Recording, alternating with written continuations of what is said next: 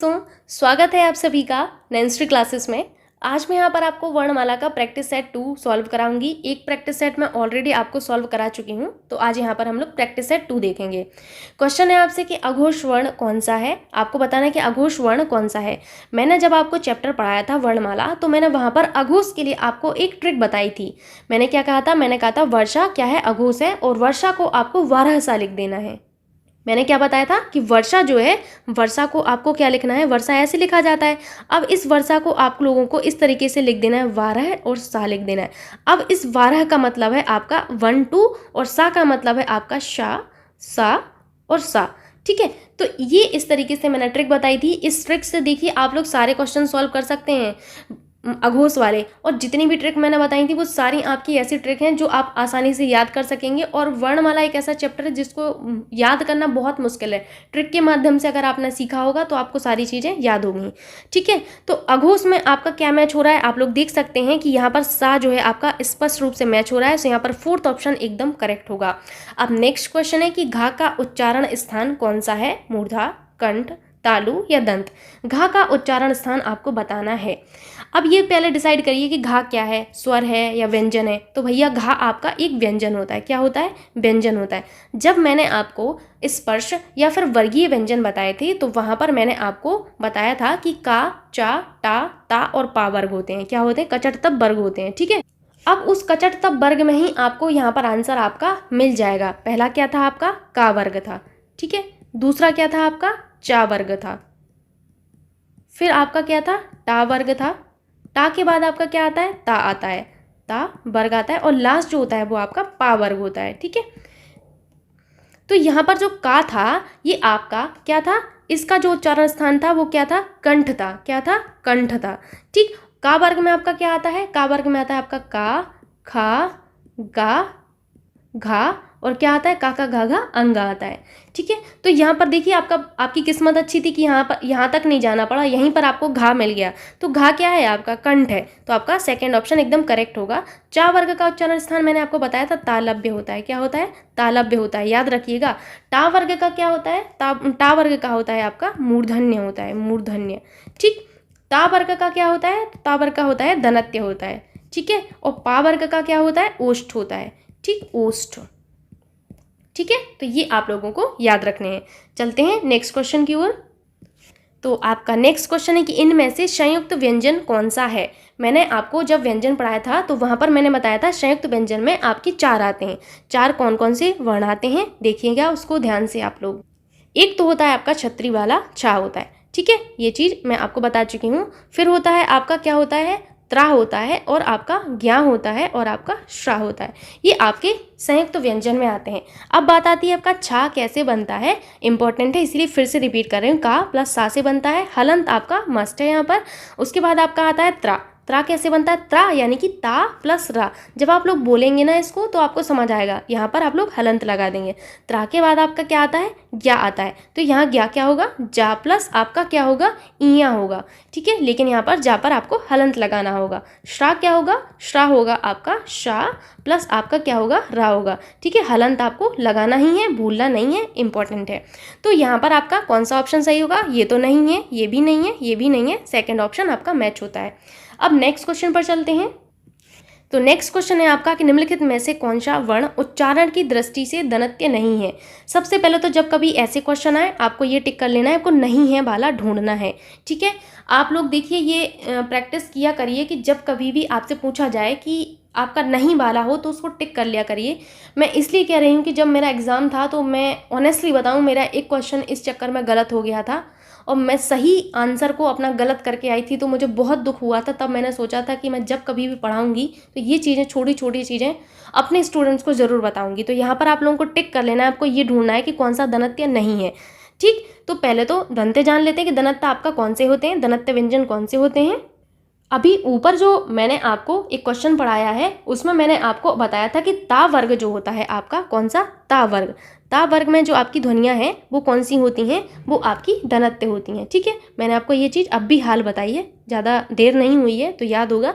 अब ता वर्ग में क्या क्या आता है? ता वर्ग में आता है तथा दा धना। क्या आता है? ता, था, दा, धा, और ना आता है। ठीक है, मैच करिए आपका कौन सा ऑप्शन मैच होता है। ता तो मैच हो रहा है, ना भी मैच हो रहा है और दा भी मैच हो रहा है। टा नहीं मैच हो रहा, क्योंकि टा वर्ग जो है आपका टाटा डाढ़ा ना, ये आपका मूर्धन्य होता है। तो आपका फोर्थ तो गलत हो गया। यही आपको छांटना था कि कौन सा धनत्य नहीं है। तो आप लोग समझ गए होंगे। चलते हैं नेक्स्ट क्वेश्चन की ओर।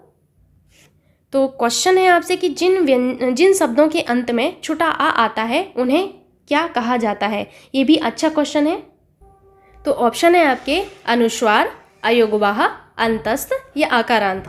तो जिन शब्दों के अंत में छोटा आ आता है उन्हें हम लोग क्या कहते हैं, छोटा आ आने पर आकारांत कहते हैं। इसलिए फोर्थ ऑप्शन करेक्ट होगा। अब क्वेश्चन है आपसे कि स्वर नहीं है। ये तो बहुत सिंपल क्वेश्चन हो गया कि आपसे पूछा गया कि स्वर नहीं है। आप सभी को पता होगा कि हिंदी में स्वरों की संख्या 11 है। जब कभी भी आपसे कुछ अलग से नहीं करके दिया जाए तो आपको सिंपली बताना है कि स्वरों की संख्या 11 है। लेकिन आपसे पूछा जाए कि कुल स्वर कितने हैं तो 13 होंगे। शुद्ध उच्चारण की दृष्टि से स्वरों की संख्या आपकी 10। ये सब चीज़ें मैं आपको बता चुकी हूँ। अब स्वरों में आपके क्या क्या आते हैं आइए जानते हैं इस बारे में। तो जो आपके 11 स्वर हैं वो कौन कौन से हैं। पहला है आपका छोटा आ होता है, फिर आपका क्या होता है, बड़ा आ होता है, फिर छोटी ई होती है, फिर बड़ी ई होती है, छोटा ऊ, बड़ा ऊ, ऋषि वाला री, फिर आपका क्या होगा यहाँ पर ए, ऐ, ओ, औ। जब आप लोगों को स्वर पढ़ाती हूँ तो मुझे ऐसा लगता है मैं छोटे बच्चे को फिर से पढ़ा रही हूँ सच में। तो यहाँ पर आप लोग देखेंगे कि ये आपके 11 स्वर हैं। 1 2 3 4 5 6 7 8 9 10 11। ठीक है, इनको आपको याद रखना है। ठीक है, अब आप लोग मैच करिए कि इनमें से कौन सा स्वर नहीं है। पहले तो नहीं को टिक करिए, आपको ये ढूंढना है कि नहीं है वाला। ठीक है, छोटा आ आपका स्वर है, छोटा ऊ आपका स्वर होता है, ए आपका स्वर होता है, इया आपका स्वर नहीं होता है, ये आपका एक व्यंजन होता है। क्या होता है, व्यंजन होता है। ठीक है, याद रखिएगा। इया आपके किस वर्ग में आता है, ये आपके चा वर्ग में आता है। चा छा जा झा इया। इया आपका क्या है, चा वर्ग में आता है। साथ ही साथ आपका चा वर्ग की जितने भी आपकी ध्वनियाँ ये कौन सी होती हैं, ये तालव्य होती हैं, यानी कि इनका जो उच्चारण स्थान होता है वो तालव्य होता है। याद रखिएगा। नेक्स्ट क्वेश्चन पर चलते हैं। तो नेक्स्ट क्वेश्चन है आपका कि इनमें से कौन टा वर्ग नहीं है। टा वर्ग आपको बताना है कि इनमें से कौन सा टा वर्ग नहीं है। तो पहले तो आप लोग इसको नहीं को हाईलाइट करिए कि आपको ये ढूंढना है कि कौन सा आपका जो है टा वर्ग में नहीं है। ठीक है, मैंने आपको बताया था कि टा वर्ग जो होता है, टा वर्ग का उच्चारण स्थान क्या होता है। पहले तो ये बताइए आप लोग, टा वर्ग का होता है आपका मूर्धन्य होता है। ठीक है, कैसे होता है, क्यों होता है, ये चीज़ें मैं आपको बता चुकी हूँ ऑलरेडी। जब मैंने आपको चैप्टर पढ़ाया था वहाँ से आप लोग देख लीजिएगा। टा वर्ग में आपका क्या क्या आता है, टा, छा, रा, रा और आपका ना। ठीक है, तो आप लोगों को याद रखना है कि ये जो है आपके टा वर्ग में आते हैं। अब मैच करिए आप लोग, क्या नहीं आता है। घा तो नहीं आता है, क्योंकि घा आपका जो है किस वर्ग में आता है, का वर्ग में आता है। किस में आता है, ये आपका का वर्ग में आता है। और आपका उच्चारण स्थान इसका क्या होता है, का वर्ग का क्या होता है, का से कंठ होता है। ठीक है, मैं आपको बता चुकी हूँ कंठ। ठीक, तो आपका यहाँ पर फोर्थ ऑप्शन करेक्ट होगा, क्योंकि आपको ये ढूंढना था कौन सा टा वर्ग में नहीं है। ठीक, नेक्स्ट क्वेश्चन पर चले, जो कि है आपका कि हिंदी वर्णमाला में व्यंजनों की संख्या है।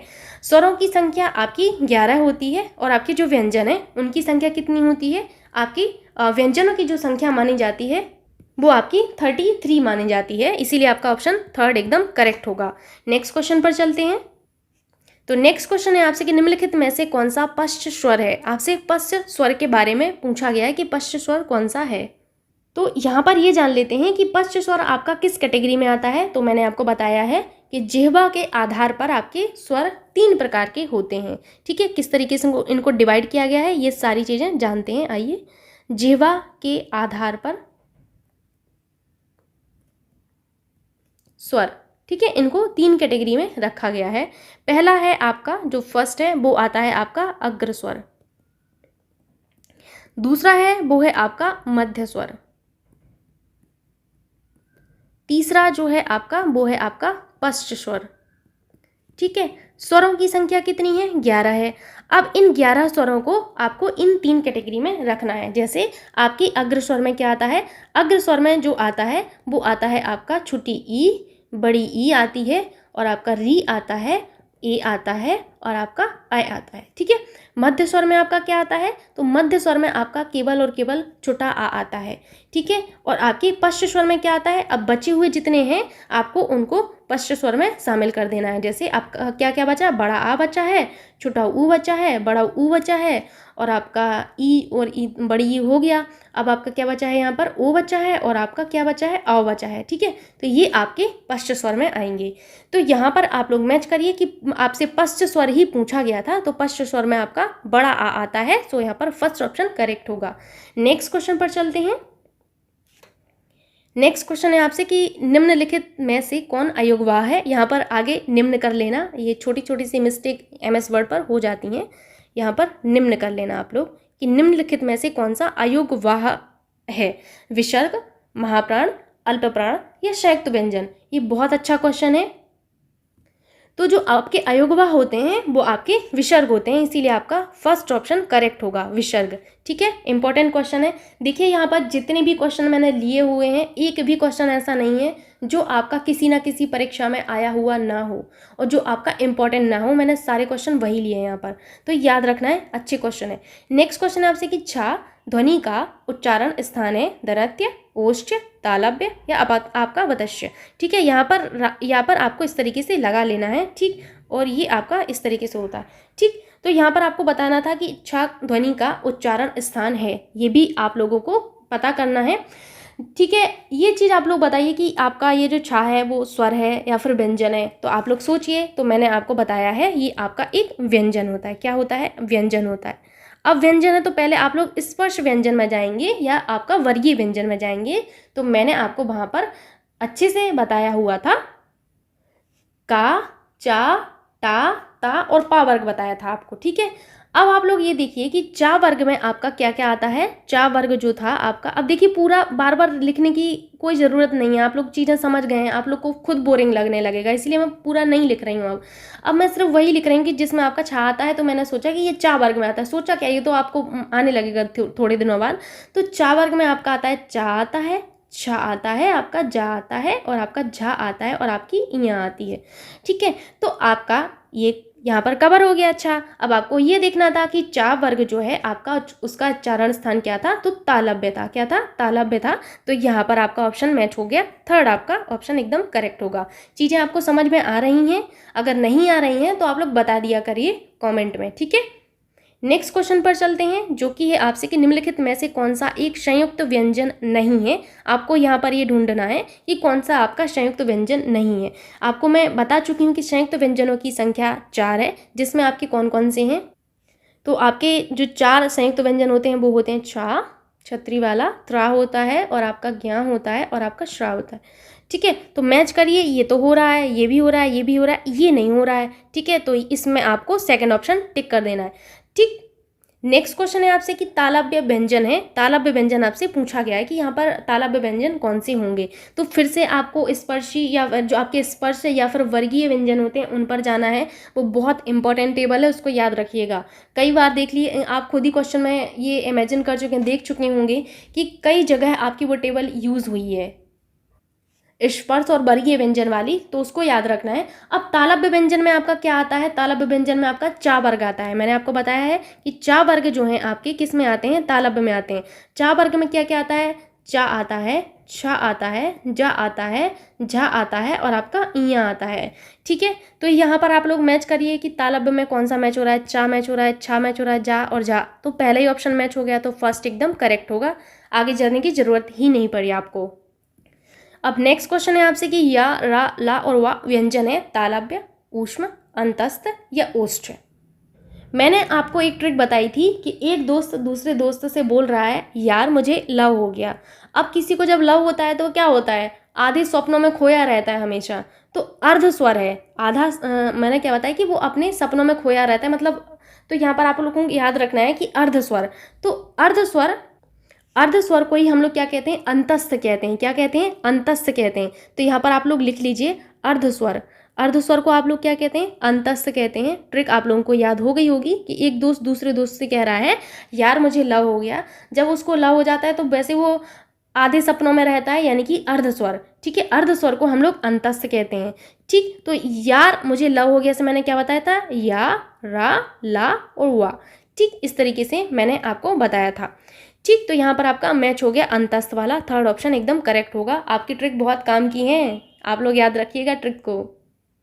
नेक्स्ट क्वेश्चन है कि अनुनासिक का संबंध है केवल नाक से, केवल मुंह से, नाक और मुंह दोनों से, इनमें से कोई नहीं। अनुनासिक के बारे में पूछा गया है, तो आपके अनुनासिक का संबंध नाक से और मुंह दोनों से होता है, तो आपका थर्ड ऑप्शन एकदम करेक्ट होगा। ठीक है, नेक्स्ट क्वेश्चन पर चलते हैं। तो आपका नेक्स्ट क्वेश्चन है कि अनुनासिक व्यंजन कौन से होते हैं, वर्ग के प्रथमाक्षर, वर्ग के तृतीयाक्षर, वर्ग के चतुर्थाक्षर या वर्ग के पंचमाक्षर। तो मैंने आपको नासिक के व्यंजन बताया था कि जो वर्ग के पंचम अक्षर हैं उनको मैंने लिया था, जो आपका फिफ्थ वाला कॉलम था उसको मैंने लिया था ना। तो वहीं आपके क्या है, पंचमाक्षर को हम लोग क्या कहते हैं, वर्ग के पंचमाक्षर को ही हम लोग अनुनासिक व्यंजन कहते हैं, याद रखिएगा। तो यहाँ पर आपका फोर्थ ऑप्शन करेक्ट होगा। कौन सा ऑप्शन, फोर्थ ऑप्शन करेक्ट होगा। नेक्स्ट क्वेश्चन है आपसे कंठोष्ठ उदाहरण है, कंठोष्ठ का उदाहरण आपको बताना है कि कंठोष्ठ का उदाहरण कौन सा है। तो इसको आप लोग करेक्ट कर लीजिएगा, ये और नहीं होता है, ये ऊ होता है। ठीक है, अब आप लोगों को जब मैंने उच्चारण स्थान के आधार पर स्वर बताए थे, तो आपके टोटल स्वर यहाँ पर मैं लिख दे रही, छोटा आ, बड़ा आ, मैं फिर से यहाँ पर बता दे रही आपको। फिर आपका क्या होता है, छोटी ई होता है, फिर आपका बड़ी ई, छोटा ऊ, बड़ा ऊ होता है, और आपका री होता है, फिर आपका ए, ओ और आओ। ठीक है, ये आपके टोटल 11 स्वर होते हैं जो कि मैं आपको पढ़ाई थी। अब यहाँ पर मैंने क्या कहा था, छोटा आ और बड़ा आ, ये क्या है आपके, ये आपके कंठ होते हैं। ठीक है, फिर आपका आता है छोटी ई आता है, फिर आपकी बड़ी ई होता है, ये आपके तालव्य होते हैं। क्या होते हैं, तालव्य होते हैं। फिर आपका छोटा ऊ होता है, फिर आपका बड़ा ऊ होता है, ये आपके ओष्ठ होते हैं। कैसे याद करना है ये मैं आपको पढ़ा चुकी हूँ सारी चीज़ें। फिर आपका री जो होता है, इस री को हम लोग क्या कहते हैं, ये जो आपका री है ये आपका मूर्धन्य होता है। क्या होता है, मूर्धन्य होता है। फिर आपका जो होता है ई आता है, और फिर आपका अय आता है। ठीक है, ई और अय क्या है, ये दोनों आपके जो है कंठ तालव्य होते हैं। क्या होते हैं, कंठ तालव्य होते हैं, तालव्य।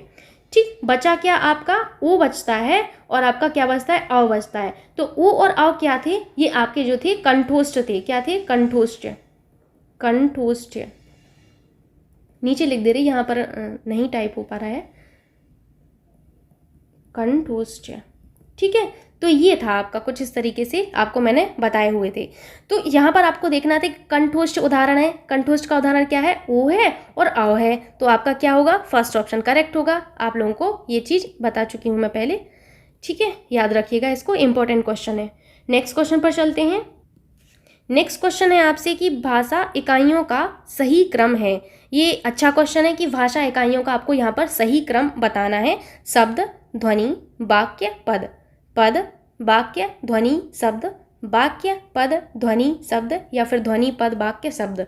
ठीक है, आपको बताना है कि भाषा इकाइयों का जो सही क्रम होगा, सीक्वेंस क्या होगा, आपको बताना है।